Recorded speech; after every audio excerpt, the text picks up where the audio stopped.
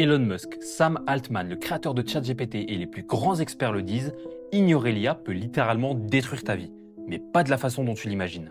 Society even understand the potential inequalities that this may amplify? In terms of inequality, I'm worried about this. We need to make sure that the ordinary person maintains economic leverage and has a way to make a living, or our society, our social contract won't work. And that's why I think it's important. Il faut bien comprendre que l'IA a pris une place centrale dans la société, et elle progresse à une vitesse folle dans tous les domaines.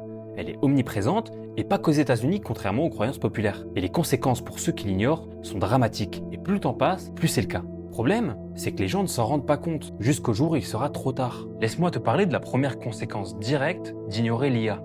L'IA détruit la valeur du savoir. Là où je veux en venir, c'est que la majorité des gens, et c'est peut-être votre cas, étudient ou travaillent dans des domaines que l'IA va remplacer, si ce n'est pas déjà le cas. Et ces domaines sont bien plus vastes que les gens ne le pensent. L'exemple le plus connu, c'est le métier de développeur. Au début, ils pensaient que l'IA était un outil qui faciliterait simplement la tâche. Mais pour une bonne partie de ces gens, l'IA ne les a pas accompagnés, mais remplacés. Si tous les développeurs ne sont pas encore au chômage, il est sûr de dire que ce n'est qu'une question de temps. Et ceux qui garderont leur poste seront les plus compétents dans le domaine. Et surtout, leur travail ne sera plus de créer, mais de dire à l'IA comment créer. Oui, mais moi je suis pas développeur, ça ne me concerne pas, je suis tranquille. Eh bien la plus grosse erreur, elle est exactement là. Je vais vous citer quelques exemples de métiers qui sont en cours de remplacement par l'intelligence artificielle. Dans les aéroports, les centres commerciaux et même les rues, les robots nettoyeurs autonomes ont pris le dessus. Les employés de fast-food sont en cours de remplacement aux États-Unis, au Japon et en Corée du Sud. Les agents de service client standardistes de manière générale ont été remplacés de façon significative. Et je vais en citer d'autres à la volée, sinon cela me prendrait toute la journée. Rédacteurs, traducteurs, journalistes, illustrateurs, graphistes, analystes financiers, comptables, chauffeurs-livreurs sont en cours de remplacement. Et je pourrais continuer pendant des heures. Certains me diront que ces métiers ne sont pas encore remplacés en France. Ce à quoi je vous réponds qu'il est bien connu que ce qui est nouveau aux États-Unis touche la France avec un peu de délai. Et c'est tout le but de la vidéo. Vous aider à comprendre ce qu'il se passe et pas que. Cela vous permet d'anticiper et de vous adapter avant qu'il ne soit trop tard. Selon un article de 2024 de la source réputée World Economic Forum, environ 40% des compétences actuelles seront obsolètes d'ici 2027. Vous vous rendez compte?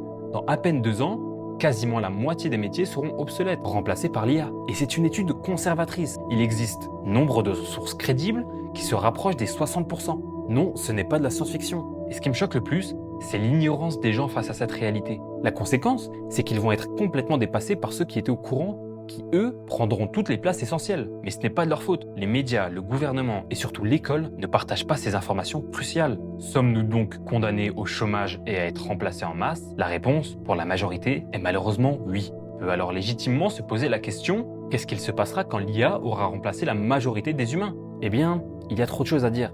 Ce sera donc le sujet d'une autre vidéo, donc je t'invite à t'abonner. Mais alors vous vous demandez certainement comment faire partie de ceux qui seront à l'abri.